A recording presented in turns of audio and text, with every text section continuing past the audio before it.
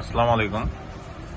আমি বাইজিদ আলম জুবের। এখন যে প্রজেক্টটি আমি দেখাচ্ছি সেটি হচ্ছে 12তম ক্লাসের সেকেন্ড প্রজেক্ট এবং এই প্রজেক্টটির নাম ওয়াটার পাম্প ইরিগেশন। তো এই ক্ষেত্রে আমি দুটি সেন্সর ইউজ করছি, একটি হচ্ছে অবস্টাকল সেন্সর, একটি হচ্ছে ওয়াটার সেন্সর এবং লোড হিসেবে ইউজ করছি আমি পাম্প এবং একটি ভিতরে যে মডেল বাড়ির ভিতরে যে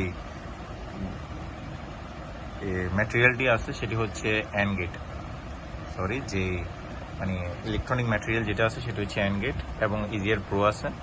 তো এগুলি ইউজ করা হয়েছে এই প্রজেক্টটি তৈরি করার ক্ষেত্রে। তো এই প্রজেক্টটির লজিক হচ্ছে, যদি আমার ওয়াটার সেন্সর এবং অবস্টাকল সেন্সর দুইটি যদি ইনপুট 1 দিই তাহলে আউটপুট 1-এ এই পাম্পটি চলবে। যদি এই দুটির মধ্যে যে কোনো একটি যদি 0 দেয়, ইনপুট যদি 0 প্রদান করে, তাহলে আলটিমেট আউটপুটটা 0 চলে আসবে, যেহেতু অ্যান্ড গেট আলটিমেট আউটপুটটা 0 চলে আসবে এবং যার ফলশ্রুতিতে পাম্পটি চলবে না। এখন দেখতে পাচ্ছেন এখন দুটি কিন্তু 0-তে আছে। ওয়াটার সেন্সরটি পানির মধ্যে নেই এবং অবস্টাকল সেন্সরের সামনে কোনো অবস্টাকল নেই। এখন যদি অবস্টাকল সেন্সরের সামনে যদি হাত দেই, এখন অবস্টাকল সেন্সর কিন্তু 1, তবে পাম্পটি চলছে না। কেন চলছে না? কারণ ওয়াটার সেন্সর যেটি আছে সেটি পানির মধ্যে নেই, অর্থাৎ ওয়াটার সেন্সর 0 দিচ্ছে। তাই যেহেতু একটি ইনপুট 1 এবং একটি ইনপুট 0 দিচ্ছে, তাই আলটিমেট আউটপুটটা 0 এবং পাম্পটি চলছে না।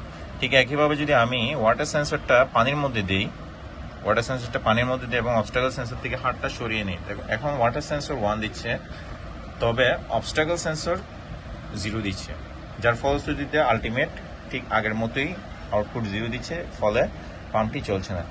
এখন যদি আমি এই যে এই ওয়াটার সেন্সরটা পানির মধ্যে আসছে, এখন 1 দিচ্ছে, এখন যদি আমি অবস্টাকল সেন্সরের সামনে যদি হাতটা দিই তাহলে অবস্টাকল সেন্সরও 1 দিচ্ছে, অর্থাৎ দুটি ইনপুটই 1, যার ফলশ্রুতিতে পাম্পটি চলছে। হাতটি সরিয়ে নিলে অফ হয়ে যাচ্ছে, আবার যখন হাতটি দিচ্ছি তো এটি চলছে। তো এটা হচ্ছে ওয়াটার পাম্প ইরিগেশন। তো এই আজকের প্রজেক্ট এটুকুই। এখানে পাম্পের সাথে যে পাইপটি আছে ওই পাইপটি চাইলে ইউজ করা যেত, তবে এখানে প্রজেক্ট পারপাসে যতটুক প্রয়োজন বলে আমার মনে হয়েছে আমি ওটুক দেখিয়েছি। তো আজকের প্রজেক্ট এটুকুই।